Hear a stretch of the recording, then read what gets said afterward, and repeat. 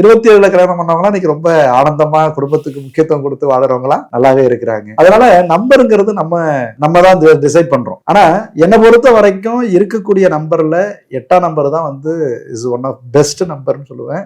So lucky number. ஆனா 8 நம்ம நாட்டிலே இப்ப இல்ல. நம்ம நாட்டுல இப்போ ஒரு கார் ரெஜிஸ்ட்ரேஷன் பண்ணணும்னு வச்சுங்களேன், எனக்கு டோட்டல் நம்பர் 8 வரும்னு கேட்டா இல்ல.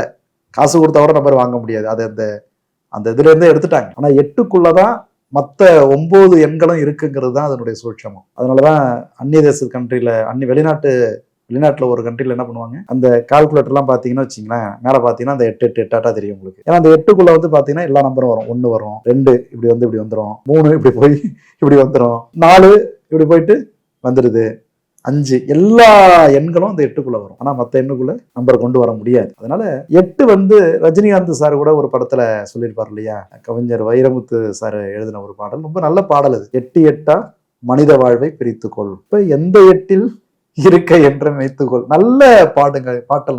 அந்த பாட்டு ரொம்ப ரொம்ப நல்ல பாட்டுங்க. அது நல்ல கருத்துள்ள ஒரு பாட்டு.